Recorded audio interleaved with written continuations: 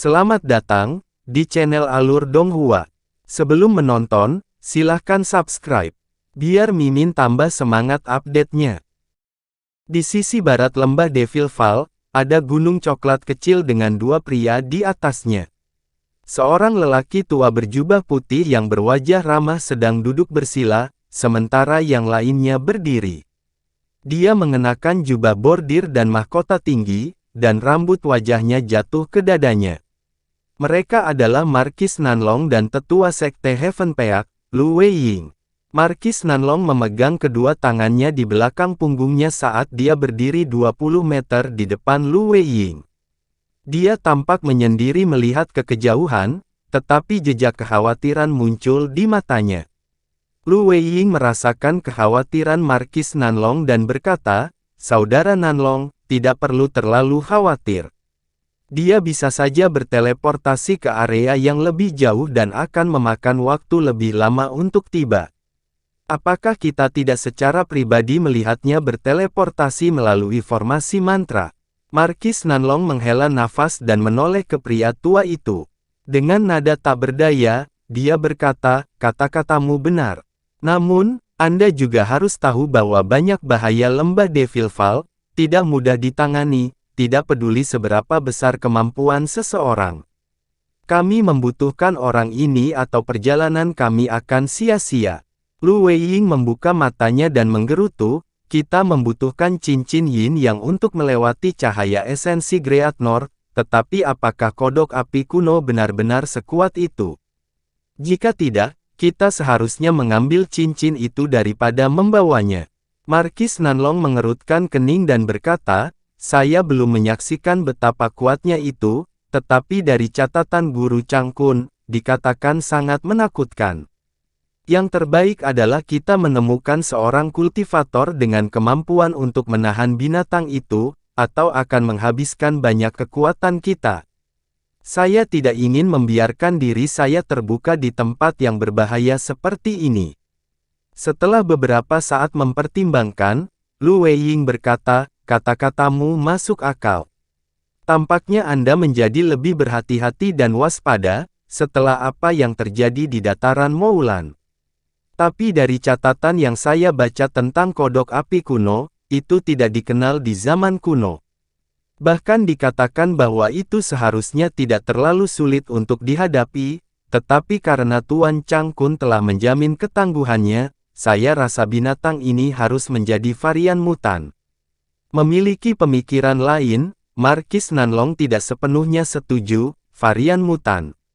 Itu mungkin. Namun, saya juga merasa bahwa binatang itu tidak memiliki predator alami di lembah, dan berkultivasi selama bertahun-tahun yang tak terhitung jumlahnya, menjadikan kekuatannya yang luar biasa.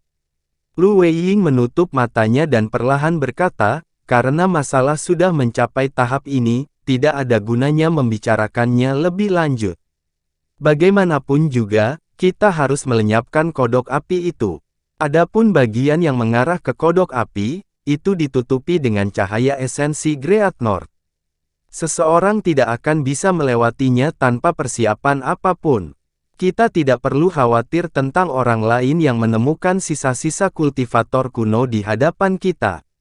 Markis Nanlong tersenyum setelah mendengar Lu Weiying berbicara dengan sangat tenang.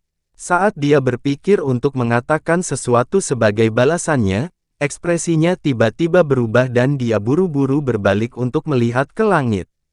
Dia melihat cahaya biru perlahan melesat ke arah mereka.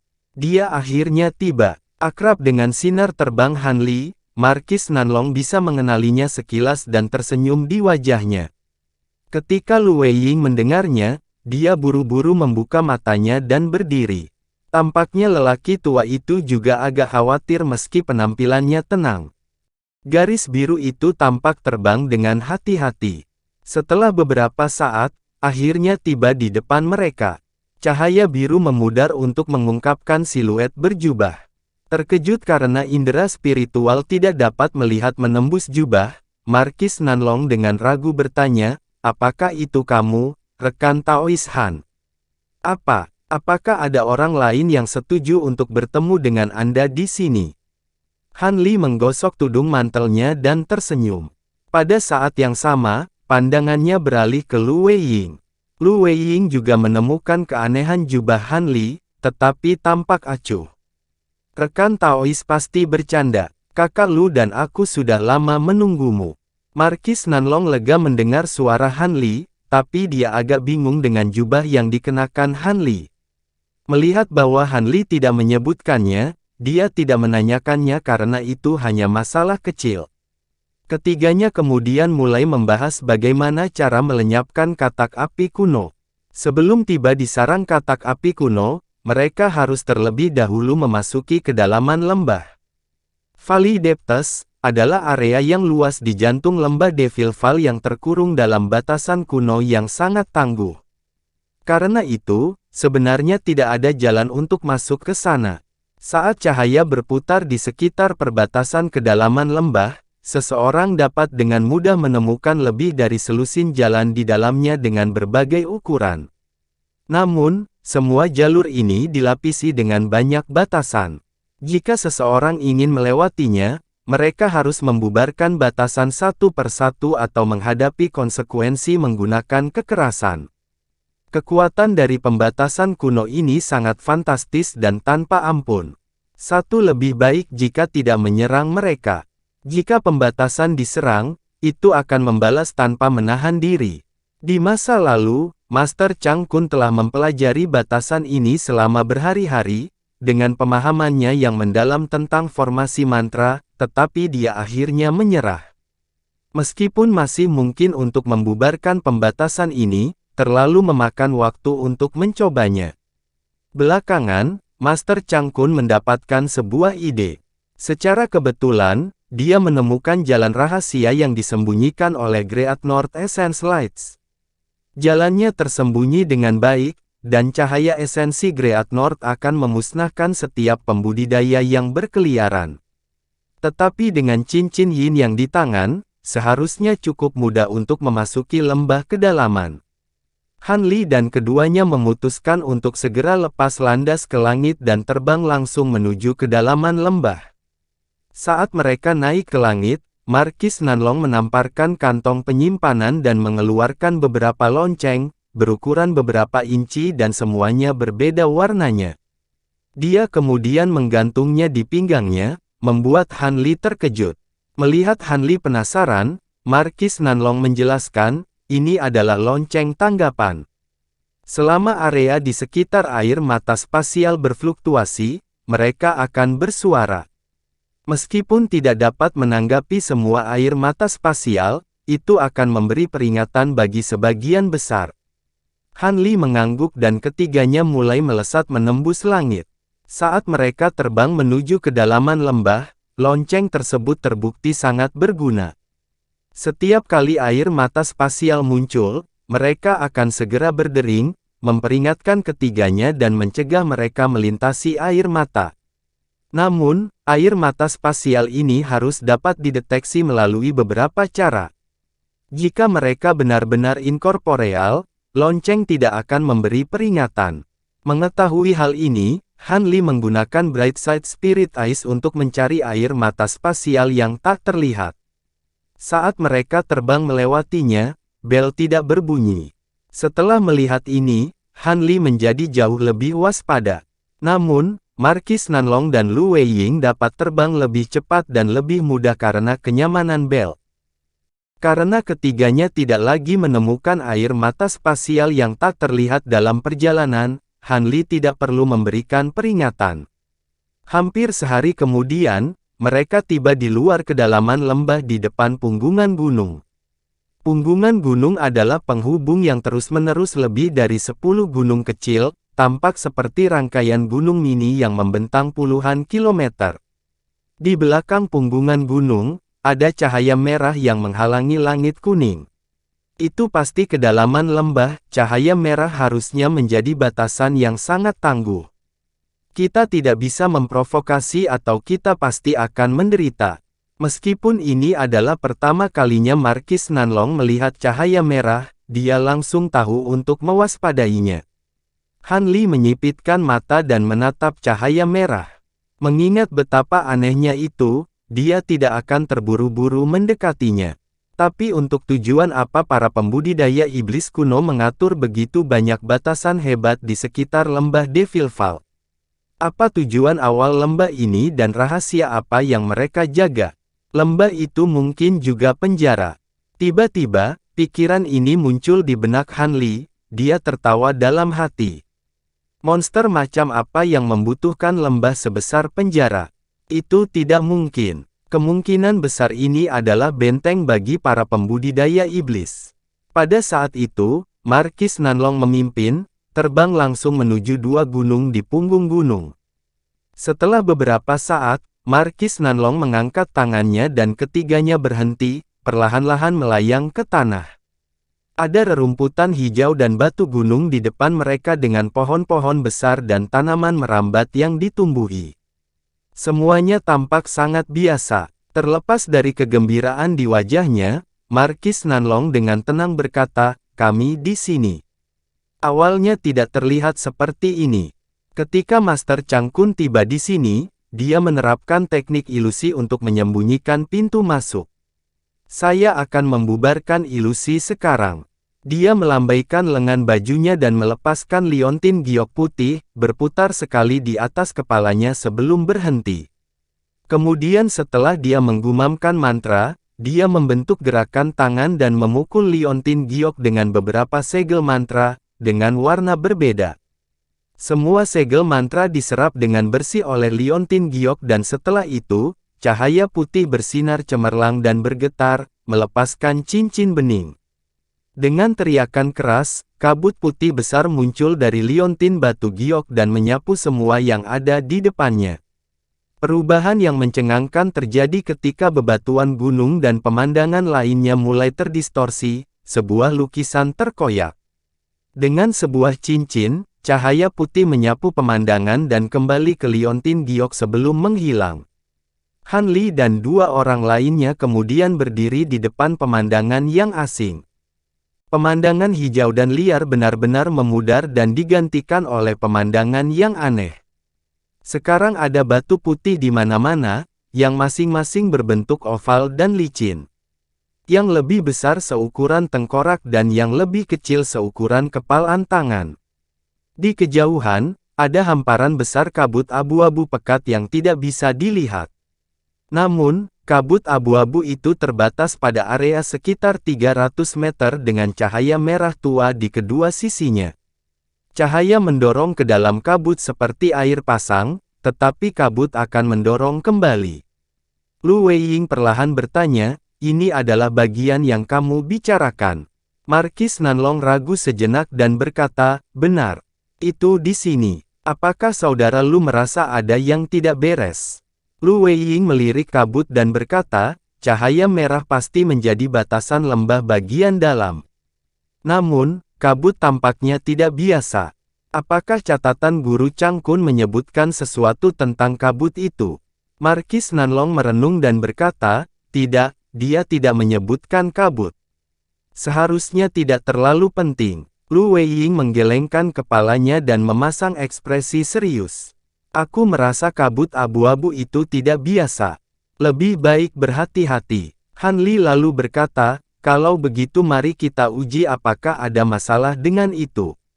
Markis Nanlong membelai telapak tangannya. "Persis seperti yang dikatakan rekan Daois Han. Saya telah melatih banyak Eternal Flight Orioles dan biasanya menggunakannya untuk mencari tanaman obat, tetapi mereka juga akan melakukannya dalam menguji kabut." Lu Weiying tidak menentangnya, jadi Markis Nanlong mengeluarkan kantong binatang roh yang sangat indah dan melemparkannya ke udara. Dengan teriakan rendah, seekor burung kecil dengan bulu emas melesat ke udara dari kantong dan mulai berputar-putar di udara. Markis Nanlong mengangkat tangannya dan melemparkan jimat biru, menyerang burung kecil itu dengannya. Burung itu kemudian merentangkan sayapnya dan penghalang biru kecil muncul di tubuhnya. Sambil berteriak, burung kecil itu melesat ke kabut abu-abu dalam seberkas cahaya keemasan. Sebelum burung mencapai kabut, mata Han Li sudah mulai bersinar dengan cahaya biru. Memanfaatkan mata roh Bright Side sepenuhnya, dia melihat sekeliling dan ekspresinya tiba-tiba berubah. Markis Nanlong dan Lu Weiying sepenuhnya fokus pada burung kecil itu. Eternal Flight Oriole langsung menuju ke kabut abu-abu dan menghilang. Karena Han Li tidak dapat melihat dengan jelas ke dalam kabut, dia tidak mengirimkan indera spiritual ke dalamnya karena kehati-hatian. Dia hanya menoleh untuk melihat ekspresi Markis Nanlong, yang menutup matanya dan fokus pada hubungannya dengan burung itu. Ekspresinya tenang, dengan jelas mengungkapkan bahwa tidak ada yang terjadi pada burung itu. Saat Han Li memikirkan ini, tubuh Markis Nanlong tiba-tiba bergetar dan dia membuka matanya dengan kulit pucat. Lu Weiying menatap Markis Nanlong dan buru-buru bertanya, apakah terjadi sesuatu? Markis Nanlong menjawab, ada monster di kabut itu yang menelan burung itu seluruhnya. Sepertinya, Han Li dan Lu Weiying saling memandang dengan heran. Markis Nanlong merenung lama sebelum akhirnya menjawab, tampaknya itu adalah ular sanca besar. Kabut abu-abu seharusnya menjadi kabut iblis yang dimuntahkannya. Piton besar, sepertinya aneh. Mengapa catatan guru Chang Kun tidak menyebutkannya? Mungkinkah piton besar itu adalah tiba di lorong setelah waktunya di sini? Han Li menyelesaikan kata-kata spekulatif Lu Weiying. Iya, itulah yang saya maksud. Markis Nanlong mengangguk. Kata-katamu masuk akal, tapi bagaimana bisa ular sanca besar ada dengan aman di lembah Devil Vault? Tampaknya menjadi binatang iblis yang luar biasa, kemungkinan beberapa varian kuno. Jika kita tidak membunuhnya, kita tidak akan bisa memasuki kedalaman lembah. Ini akan sangat merepotkan. Dengan kilatan dingin yang berkedip-kedip dari matanya, Lu Weiying berkata, tidak masalah. Saya rasa itu tidak akan jauh lebih kuat daripada katak api kuno. Kita mungkin tidak tahu seberapa kuat binatang purba itu, tapi kita harus melenyapkannya untuk melanjutkan. Mari kita tangani bersama. Markis Nanlong kemudian membuka mulutnya dan mengeluarkan pedang kecil yang berkedip-kedip dengan cahaya keemasan.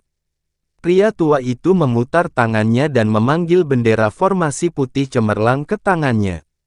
Ketika Han Li melihat ini, dia tersenyum pahit, melihat bahwa keduanya telah mengambil keputusan untuk segera menyerang. Han Li tiba-tiba menghadapi area kosong dan ekspresinya tenggelam, berkata, aku tidak keberatan berurusan dengan binatang itu, tapi sebelum kita mulai, bagaimana kalau kita meminta rekan Daois ini keluar dari persembunyiannya? Berapa lama rencanamu yang terhormat untuk bersembunyi di sana? Dia menjentikkan jarinya, mengirim beberapa garis pedang biru Qi untuk menyerang di mana dia melihat.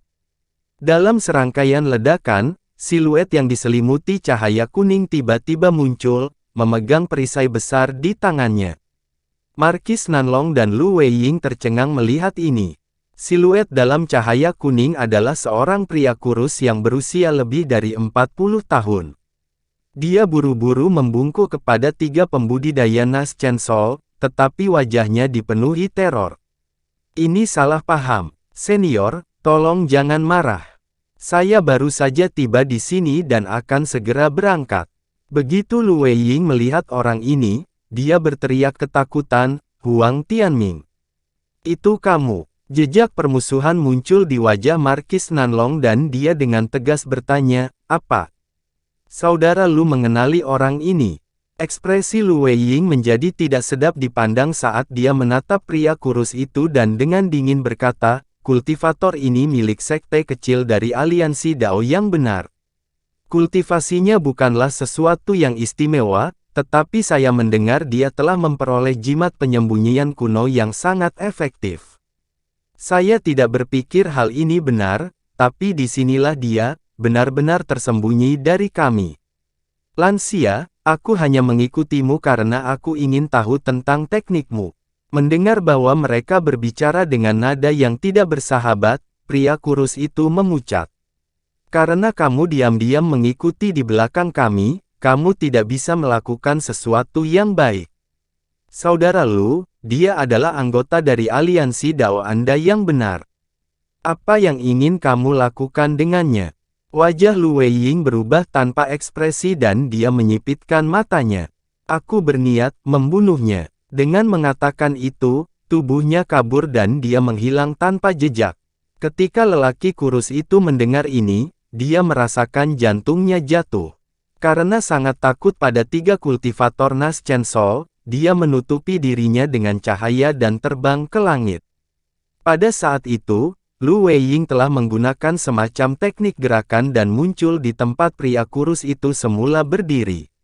Dia mengangkat kepalanya untuk melihat dengan dingin seberkas cahaya kuning yang terbang menjauh. Kemudian dengan gemetar tangannya, dia mengibarkan bendera putih itu ke udara.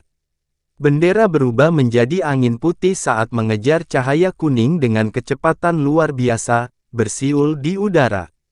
Segera pria kurus itu menyusul, dalam upaya untuk memblokir angin putih, dia mengangkat perisainya. Setelah serangkaian getaran hebat, perisai itu hancur berkeping-keping saat angin bertiup, memotong pria kurus itu menjadi ribuan keping, memenuhi langit dengan kabut darah saat teriakan menyedihkan terakhirnya menyebar di udara. Ketika Lu Weiying melihat ini, dia mengangguk dan melambaikan tangannya, memanggil angin putih kembali ke tangannya sebagai bendera putih. Markis Nanlong bertepuk tangan dan tersenyum. Bagus. Dengan itu diselesaikan, kita tidak perlu takut masalah ini bocor. Lu Weiying dengan santai menjawab, itu bukan apa-apa.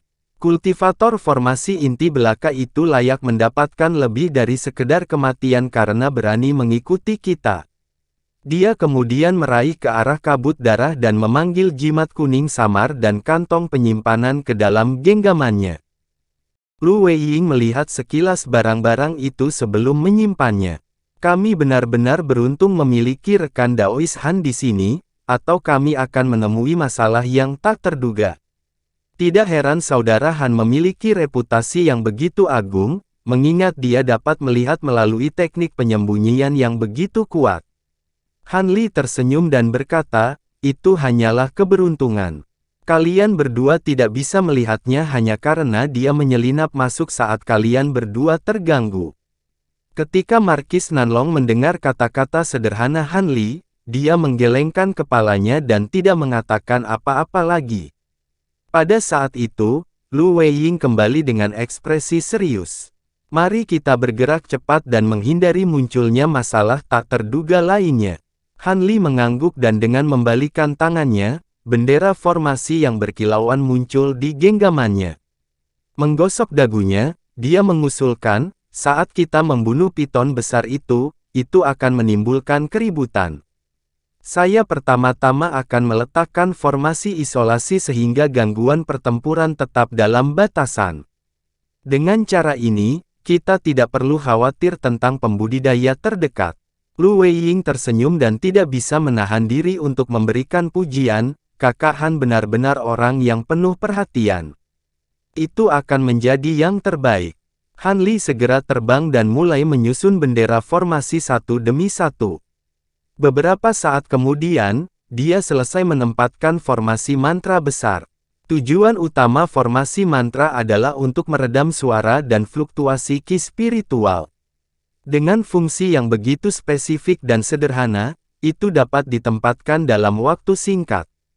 Ketika Han Li kembali kepada mereka, Lu Weiying mengibarkan bendera di tangannya dan dengan tenang berkata, karena rekan Taois Han telah selesai meletakkan formasi, saya akan menggunakan bendera badai untuk membubarkan kabut. Dengan begitu piton tidak akan punya tempat untuk bersembunyi. Dengan mengatakan itu, dia melemparkan bendera ke udara dan mulai menggumamkan mantra. Ketika Markis Nanlong melihat ini, dia menunjuk ke pedang emas kecil di depannya. Tiba-tiba, pedang itu terbang di udara dan berputar sekali sebelum bersinar terang dengan cahaya keemasan. Dalam sekejap mata, pedang melebar hingga 20 meter saat melayang di atasnya.